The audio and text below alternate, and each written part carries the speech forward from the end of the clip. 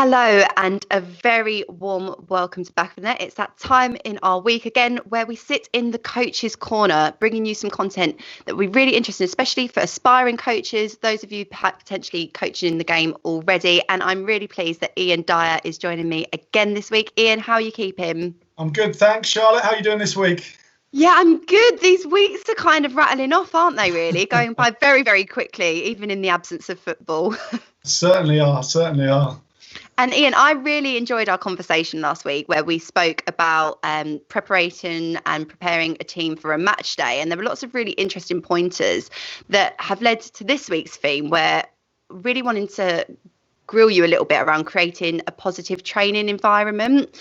And firstly, I kind of wanted to get your thoughts around what is the process for a coach when planning a session?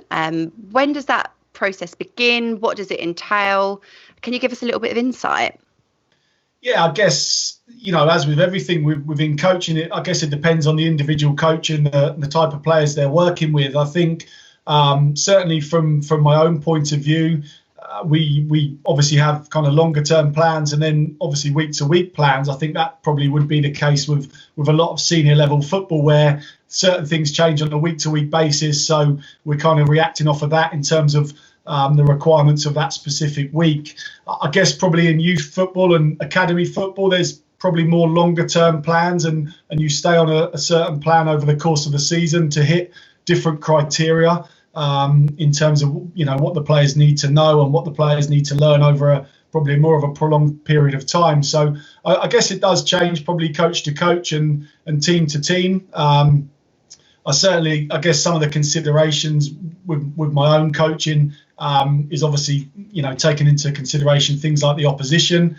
I guess part of that is taking in obviously our own team selection and injuries and certain different aspects, I guess, and variables that you sometimes don't have control over either. But I guess there's always probably an underlying kind of theme throughout training. I guess we talk about philosophy quite a lot in coaching these days, and I guess each coach will have their own philosophy, and I guess that will kind of run through and be quite evident in most of the work they do on the training pitch. But yeah, there's obviously lots of different ways to plan sessions. I'm quite old school in the way I do it. I basically start the week on a Monday with a piece of paper and kind of a template of what we want to work on, and then I kind of work backwards in terms of what do the players need to know this week to be successful on the Saturday for the game. And again, at different levels, that might be different outcomes you're working on. Are you working on playing out from the back this week with your young players? Are you working on kind of dribbling? Everyone will have a different kind of objective, I guess, for the week, and you look to work backwards from that. So what sort of drills you're going to work on, what sort of practices are you going to utilize within your session, how much time have you got, how much space have you got, and all these considerations come into play, I guess, when planning a session on a weekly basis.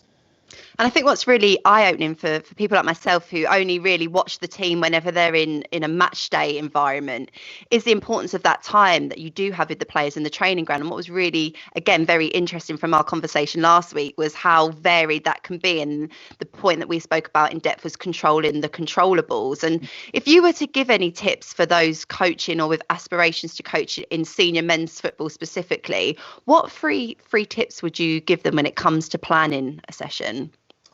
I think for me, a big part of what I've always kind of felt is important with senior players is that the sessions are competitive.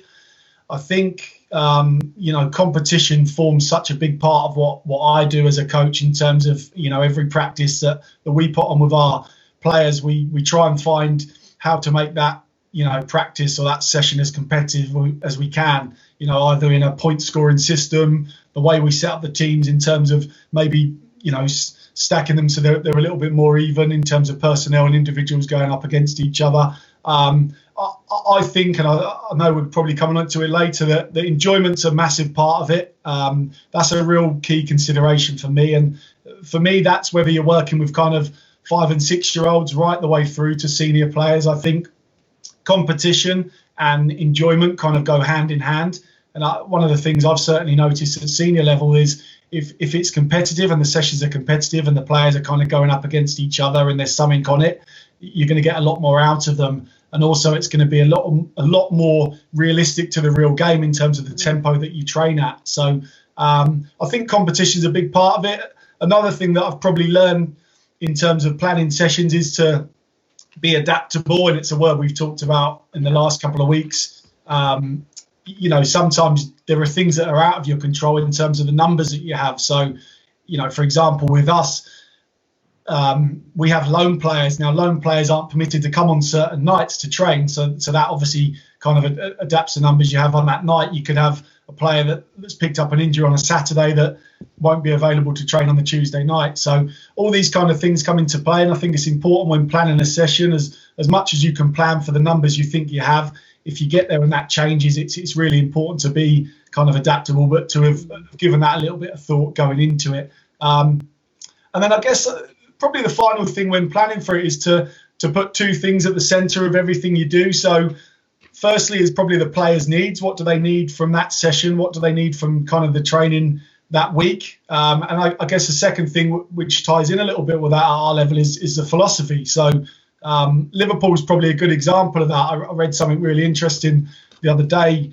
A big part of their game and their style of play is obviously transition and kind of attacking quickly when they win the ball, and also pressing really quickly to win it back when they lose it. And they make sure that there's an element of transition in every practice that they do on the training pitch every day. So that is kind of ingrained into the players over a longer period of time, which is, I guess, how you kind of build up that philosophy and that culture within your team as well. So that will be a really important thing, to be really clear about what your players need from the session, and also kind of be quite clear with your own philosophy about, how you want to see the game played and what things you need to teach your individuals and your teams to be able to do. And that probably forms the framework of everything else that comes off of it.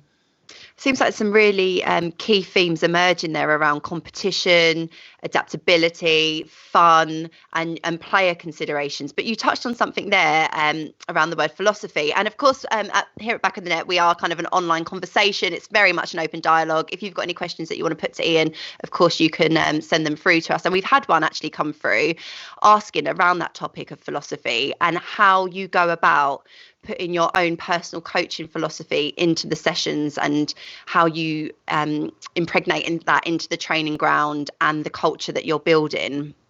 Yeah, I guess, again, it comes back to kind of how you want to see the game played and what things are really important to you. So certainly for me as a coach, part of the reason that competition's so key is that I want to kind of build and coach competitive teams that will outwork the opposition. Now, if I don't put that within my training sessions, it's going to be difficult to then expect the players to turn up on a Saturday and implement that. So I think there always has to be that direct link between what you expect to see on the weekend in your game and what you're putting the players through in terms of practices on the training pitch. And those two things have to be quite closely related because, you can't expect one without the other. I think the other thing that's important is when you talk about the actual contact time you get with your players, most of the time you're probably training twice as much as you're playing over the course of the season. So if you train twice a week and only play once, some teams train 3 times and only play once, some even 4 or 5 times and play once. So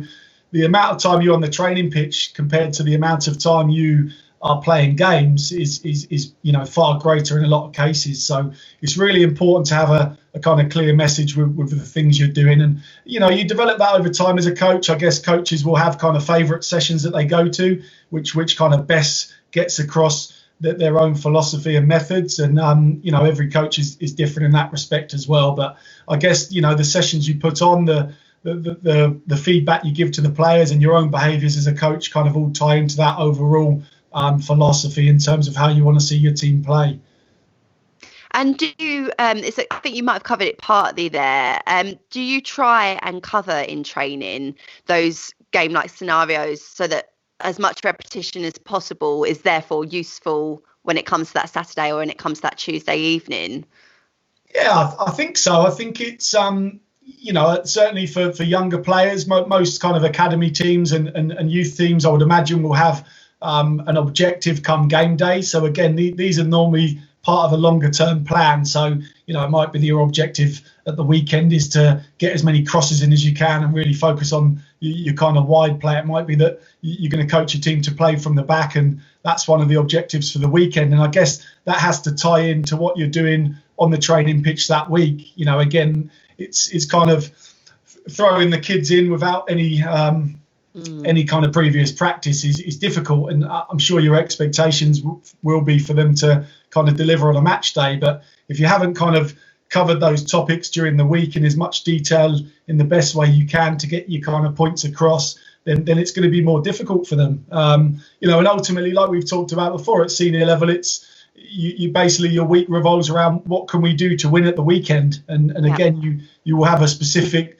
strategy or tactic for that game, maybe different to what you've done on previous games. And again, it's about being clear with the players on the training pitch that week and really trying to find the best way to get your point across. And there's loads of different ways to do it, and all coaches will be different. Again, some coaches go for more of a games-based model where that they play a game, and within that they work and they do their coaching with certain restrictions. Other coaches break it down into a little bit more technical detail, and again, there's lots of different ways to do it. But I guess ultimately to get your point across on the training pitch, you've got to think about what you want the transfer to be for a match day, and kind of work backwards from there. What do the players need to know, and what's really important that they've worked on that week to give them the best chance of success, whatever success is for them. And I find it really interesting listening to you, because as I confessed last week, I am not a qualified coach, but I've spent plenty of time watching games and sometimes obviously doing quite a lot of post-match interviews with managers. And one of the phrases that sometimes comes up, and it's often considered a real compliment to an opposing manager, is when they say, they're a very well-drilled, well-organised team. As a coach, can you kind of tell who the better teams are in terms of their training mentality, or can you see basically as an opposition coach when it's what the team's been doing that week in the training ground? And I suppose there are some teams that are better than others at doing that and demonstrating that. Yeah, I think you can certainly see a lot more this year. There's a lot of various styles, especially in the National League now, where teams are playing in different ways. Barrow's a great example of that, and the fact that they've been successful doing it is massive credit to Ian Evatt and his team up there. They've got a very clear way of playing in terms of they like to play from the back and play through the thirds with possession of the football and look to create chances and score goals that way. So when you look at a team like that, you can see that the players have obviously been well coached and have obviously all tuned into the kind of the same way of playing and have bought into that philosophy. And I think that's evident from the sideline. And you can typically see if that's the case. And I think sometimes you can probably see the other side of the coin where maybe that hasn't been the case. And, you might have mixed messages in terms of the players on the pitch and directions from the sideline, like we talked about last week. And, sometimes that is quite evident. But I guess that's probably one of the biggest compliments you can pay to any coach, is that his team looks really well drilled and organised, and it's kind of clear what philosophy they're trying to play. And again, it differs, I guess, in terms of the age groups you're working with. At senior level, there's certainly more scope to go out and recruit players to fit into your kind of system and your style of play. So I think recruitment is a massive part of it as well, especially at senior level. Identifying and getting players that you think will make your team better.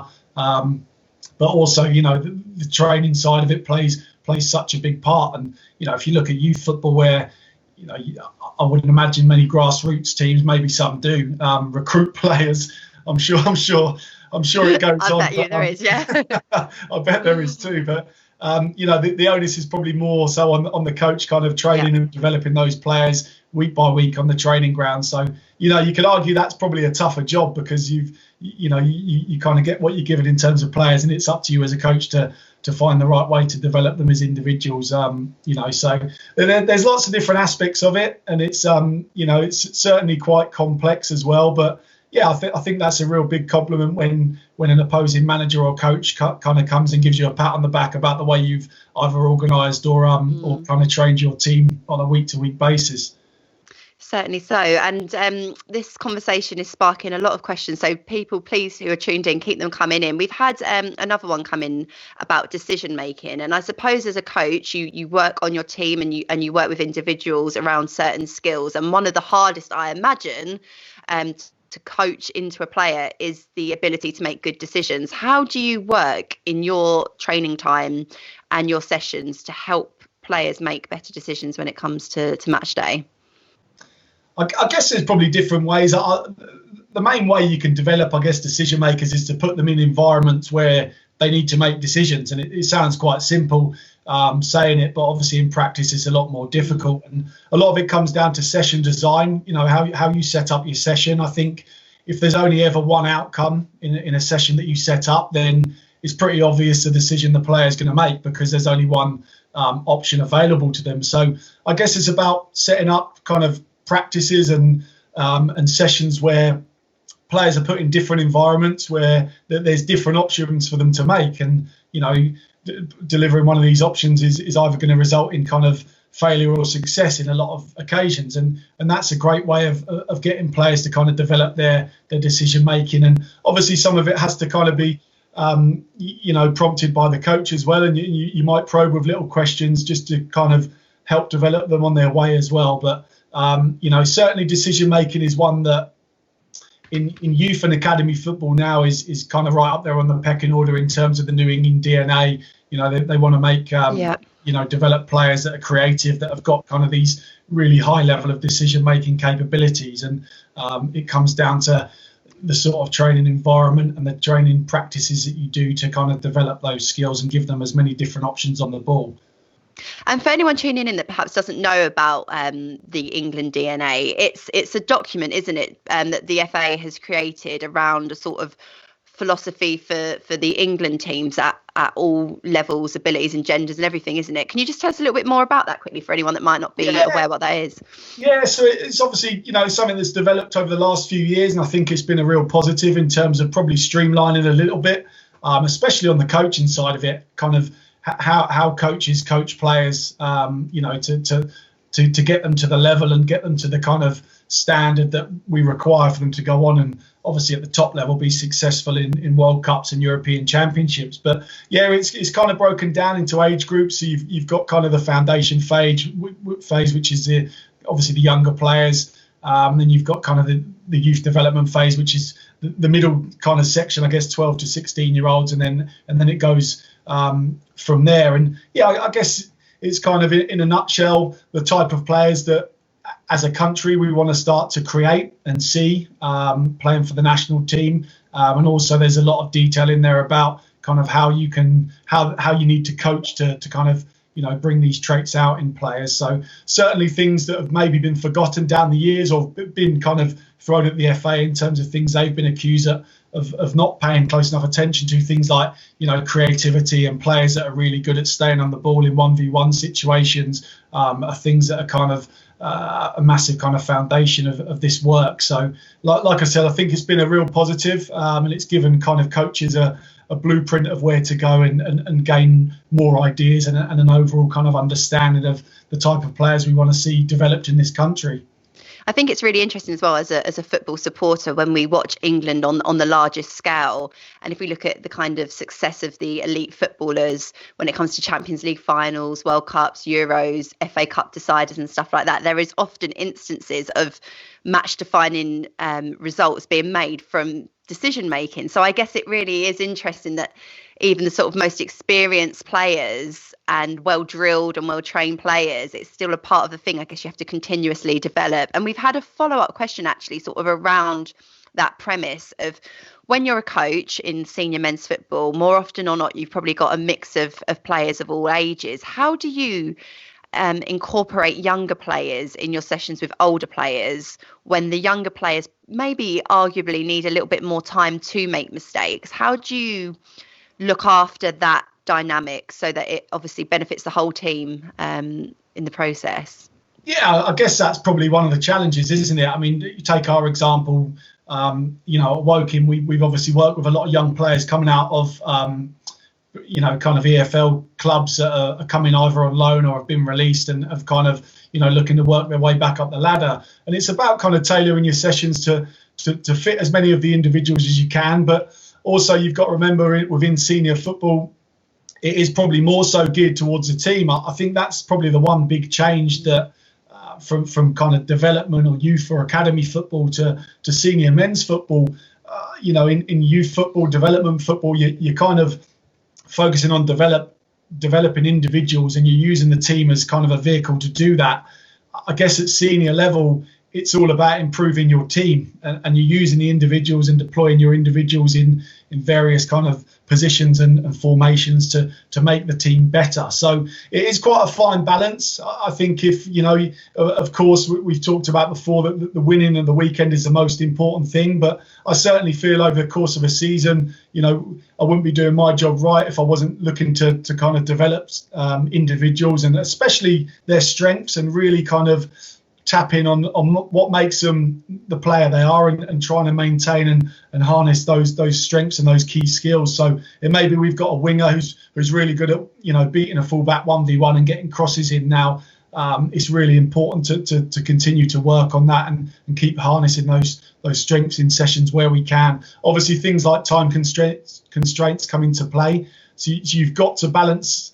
You've got to balance kind of, dealing with individuals and dealing with the team. But it's part of kind of the bigger picture, I guess, of creating that culture where it's an environment where players kind of can step into and feel quite comfortable. And we've always had quite good dressing rooms in terms of new players coming in, especially younger players that kind of come in with us and feel at home straight away. But yeah, I guess, you do have to be adaptable, and we've talked about kind of the psychological part of it before, haven't we? How you talk to different individuals is obviously really important as well, and how you feed back information. Younger players, maybe a 19, 20-year-old will take on information a lot differently than maybe kind of a more experienced 32, 33-year-old. So it's about kind of knowing the individual as well and dealing with them in that way. But it is a challenge. That's probably one of our challenges in terms of having a part-time training model, is we don't get loads of additional time to work with individuals specifically, because everything we do has to be geared towards that kind of team dynamic for the weekend. And certainly that's where I'm envious of academy coaches that get probably twice as much time as we do on the grass to be able to do that. Do you know what? It's so eye-opening for me, like how many different things a coach has to consider in order to prepare a team for a match day. It's not an easy job. I take my hat off to you there. It sound more interesting and in depth than it is just to justify my job. No, not at all. Not at all. And one thing I kind of wanted to talk about, we've spoken a lot about the sort of technical and tactical elements of being a coach, and most successful teams, they often tend to have what we call a really good team spirit, and that, I imagine, again, is something that's cultivated at the training ground. What kind of stuff do you do as a coaching unit, and in your experience would you see as best practice to help build that team spirit? Yeah, I think there's two different elements to it. I think team spirit's obviously one part of it, and I guess that would mean kind of the players getting along and it being quite an enjoyable environment for everyone in training. And I guess the other side of it's forming quite a strong culture.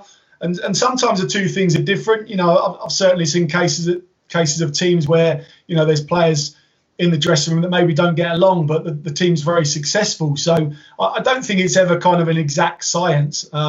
Certainly from my experience and the couple of clubs I've worked at in kind of senior football, we've always been very good at having the managers put together change rooms that are really kind of strong in terms of their culture and their kind of will to win, their determination, and more often than not, the players really get on away from the pitch as well. So I think that's important. I think probably the best one to look at in terms of a training culture is the Man United team under Sir Alex Ferguson. Yeah. I think on a weekly basis, I hear stories coming out from the players of that era that talk about how strong their kind of training environment was. I think Gary Neville once said the United players, when they went off to England, it almost was a bit of a kind of a come down in terms of the training, because they were so intense and relentless at United that when they went to England, they found it a bit more laid back, which is crazy, really. And I think he puts kind of part of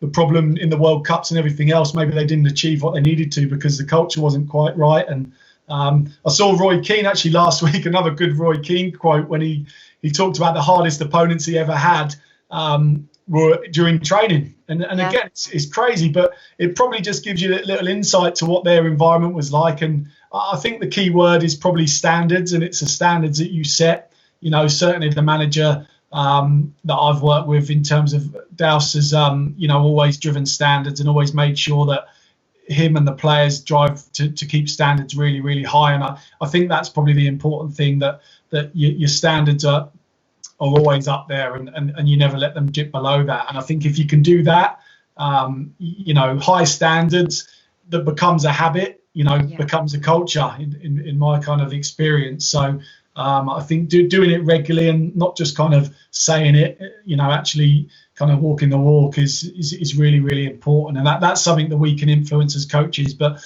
ultimately as well, it comes down to recruitment. And if you can recruit and have good players in your team that kind of take that responsibility and help you drive the standards and maintain them, then it's a really key thing. But, certainly within youth football, there's different things that you can do. Certainly things like little team bonding sessions and using different players during your session to be leaders. And maybe, I've seen teams that rotate the captain. So each week there's a different kind of captain that takes a team talk on a game base. And gives the players that responsibility as well. Lots of little things like that can kind of help give the players that ownership and create that kind of overall kind of feeling of being involved. And you mentioned recruitment. We've had another question come in, and I'm sure it's one that will be asked by many coaches working, especially within the non-league game. How can you make the most of limited resources and really kind of focus that lens on your training time when you might not have the capacity compared to some of your larger rivals? Prioritise, I think, is probably the key thing. I think you've got to prioritise what the most important thing is to you as a group and a kind of a coach and a manager, and that's week by week, that's month by month. What are the key things that your players need to work on or that you need to teach them to make them better. Obviously, we touched on in academy and youth football, that's kind of a longer period of time, and that process is a little bit longer. Certainly in senior football, it's got to happen quite quickly because results are so important. But it's really important to maximise your time, and even little details. If you've got an hour-long session, you've got to really maximise that time. If you only train once a week or twice a week, that hour is so important. So little things like setting up your sessions so that there's not a lot of time to wait in between your practices. The players aren't hanging around, or I always get there ridiculously early to set up our practices, and it's part of my planning really to kind of work out how we're going to move from one to the other around the pitch and the different dimensions of that. Maximising all the time you've got. I guess probably the modern way is to use more of a game-based model, which means the ball's rolling a lot more. Your training sessions, if it's too stop and start, the players are going to get frustrated, sometimes a bit disengaged as well. So you've really got to maximise kind of the ball rolling during your session and the players working as effectively as you can. And certainly the tip would be to plan for all of that stuff. So, how much space have you got? How can you move quickly from part of your session to the next? And how can you make sure that within the sessions you do with your players, the ball can be moving more often than it's not, because if you've got an hour and you spend 10 minutes setting up your session, you spend a couple of minutes in between each part of your practice and you spend 5-10 minutes the coach talking, then, if you take all that time away, the players aren't doing a lot of playing and a lot of learning. So that's a really crucial part of it for me, is maximising every second you've got. Yeah, and a really good practical tip there. We've had another question come in. What is your biggest training fear? Biggest training fear? I think we touched on it last week in terms of the experience we had when kind of players were delayed and they're late. I guess I'm someone who likes to be really, really organised. So when things kind of get dropped on you in the last minute, it's very, very difficult at times to deal with. And that's why, one of kind of my piece of advice for coaches of all levels really would be to plan for different numbers. So, if you plan a session that is for 10 players, also think about if you've only got 8 players, can you still do it? If you've got 12 players, can you still do it? And try and have that pre-planning and thought go into it so that you can be adaptable on the spot. But I guess probably overall as a coach, the biggest fear for me is not having an impact. And I think that's something that, as a coach, you really strive to do, is to have an impact on people and impact on players, and, whether that be individually or the team, to have that real impact and for your work to transfer into their performances. And it's sometimes difficult to know kind of how much what you've done has impacted the result of the weekend. When we win, I like to think a lot. When we lose, not so much. But it's it's sometimes hard to kind of to know that. But I guess probably in terms of as a coach, the biggest fear for me would be to stop having an impact on the players that I work with. We've had some more questions come in, and as we kind of approach the conclusion of the show, do keep them coming in. We'll try and get through as many as we can. I think this is a really, really good one because you've given us some really fantastic practical advice, and this question aligns to that. What is the one bit of coaching equipment, besides the football, of course, that you really couldn't do without? Oh, good question. I'm a big fan of little mini goals, I've got to say. I spent a few years working with a quite well-renowned kind of technical skills company called Curva Coaching, and kind of the big aspect of a lot of the technical work we did with them involved kind of multi-goal games and target goals and mini goals. So they're quite expensive at times, and it's like any equipment now. You've got to kind of speak nicely to the chairman to get the budget to get all these little gadgets and everything else. But probably the thing that I use the most are kind of target goals and little mini goals and things like that during sessions, which kind of really emphasise certain points that you're trying to make. And also for players, I think scoring in goals, whether it's there's a goalkeeper in there or not, we use them for passing targets or 1v1 targets is kind of more fun for them as well. So I think that's probably one piece of equipment that since it's come out in the last few years is probably taken my sessions on another level in terms of enjoyment and the competitive side of it. And how important is it ultimately for players to have fun and enjoy themselves at training? Massive for me, my opinion. It's for me, regardless of the level, again, whether you're working with an under 5 and under 6 player or you're working with a senior professional player, I think if players aren't coming into training and really enjoying what they do, then I think you're probably not going to get the maximum out of their players. And you even look at the top level, and I've not been lucky enough to kind of go and see them work in person, but you can imagine just by their personality, people like Klopp, people like Guardiola, you can imagine the players really are engaged and enjoy what they're doing. And of course, there's different ways of doing it. You'd probably treat a 6-year-old different on the training pitch in terms of the fun element of it than you would senior professional players. But I think the whole kind of basis of players enjoying their work is massively important. And I think, it goes hand in hand with a lot of other aspects of the game. You can certainly tell when players are unmotivated. And I think it normally culminates in managers losing their job, and you see it all the time at the top level, and the kind of go-to phrase is they've lost the dressing room because the players ultimately don't want to play for them and don't enjoy playing for them. So I think even at that level it's really, really important. And certainly for me, part of the reason I value competition so highly in my sessions is that I think the two go hand in hand. If there's a competition, if there's a challenge, if the players are experiencing success, I think that goes hand in hand with having fun. But it's absolutely crucial. And again, you can see teams that are enjoying it and teams that are kind of on the same page and really loving what they're doing.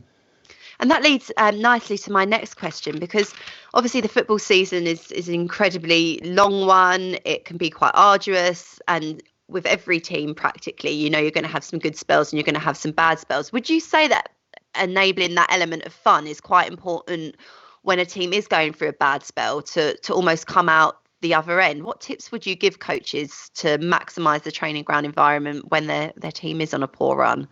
Yeah, I think it's almost a bit of reverse psychology. I've kind of studied a little bit into this, and for me, some of the and by the way, I mean, the manager I work with, Alan Dowson, is one of the best I've seen at doing this. Is knowing what to say to the players at the right time to kind of energize and motivate them to kind of snap out of maybe a bad run of form or a bad result. And I've seen him work for 4 or 5 years now at close quarters, and he's one of the best I've seen at doing it. He really knows how to get players to turn a corner. But I guess it's almost that little bit of reverse psychology when you're winning games. I always think it's really important to keep your foot on the gas and almost be a bit tougher on the players and keep them focused and keep them working hard and maybe be a little bit more disciplined with him.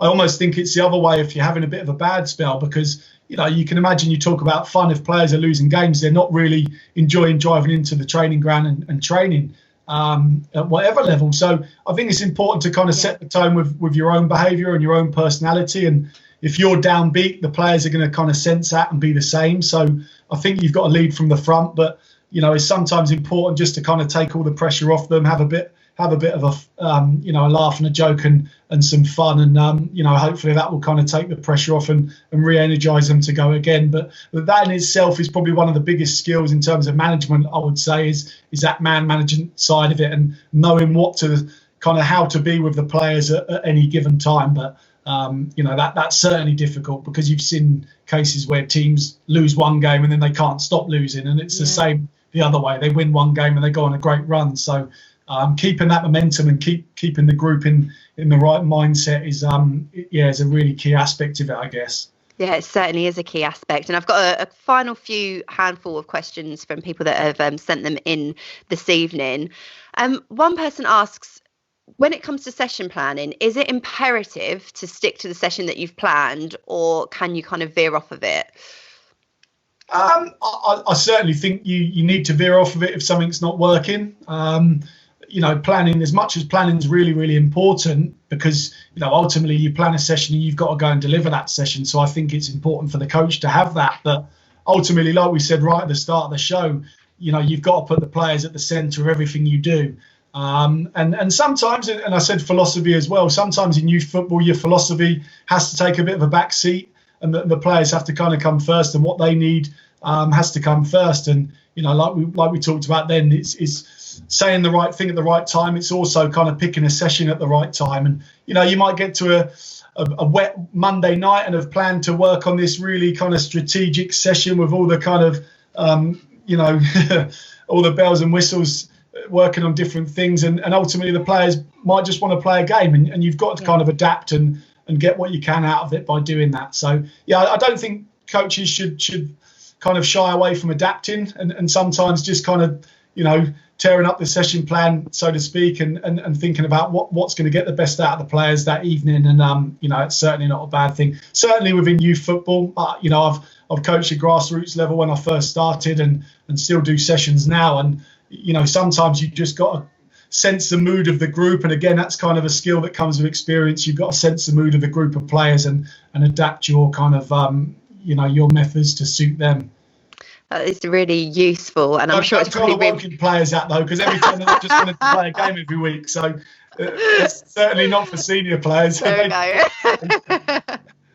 No respite for them. And one final question to round off. It's a really good one. I can't take credit for it. It's been sent in to us by a viewer this evening.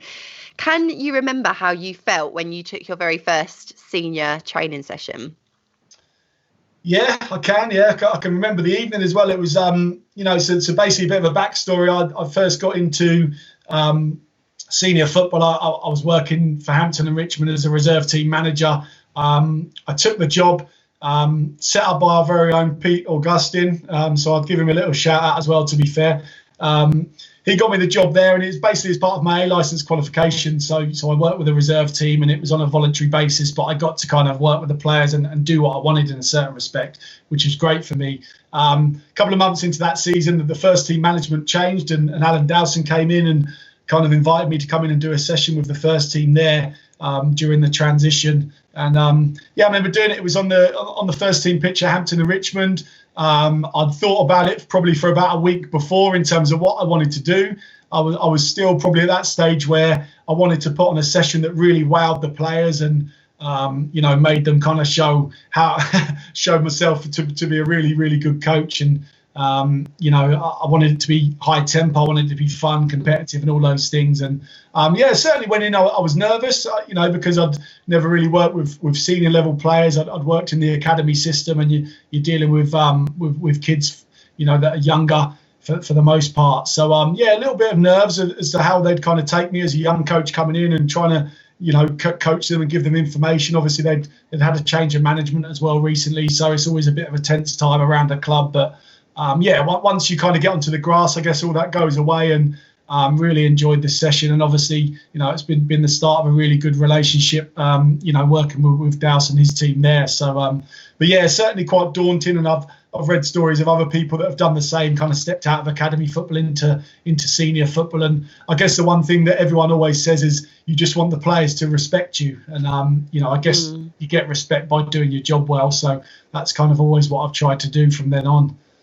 Well, that's a really inspiring story, especially for aspiring coaches out there. And I'm sure for people that have already had, taken steps on their coaching journey already, it really does show that all that hard work you do on your coaching courses, going out, like you say, on the grass, gaining that experience, it does kind of lead to those really significant moments in your career. And obviously then you went on to have this fantastic dynamic with the manager, and you followed him on and now into the National League. So I think that's, like I say, really inspiring. And then there's no, just to touch on that, there's no, as much as we've talked about in recent weeks, kind of reading books and going on courses and everything else, I don't think there's an alternative in terms of your own development than just being on the pitch, working with players and getting as many hours as you can. I started really, really young in terms of coaching, but my first 5 years were just doing as many different types of sessions as I could, working with youngsters, working with boys, working with girls, working at schools, and all those different environments certainly helped me. So kind of for aspiring young coaches, that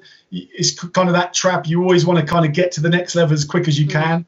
I don't think there's any kind of alternative to just being on the grass and working with players and doing hundreds and hundreds of hours worth of different sessions and seeing what works for you. I think that's really stood me in good stead. All that work as a kind of a young coach, just developing myself on the training pitch.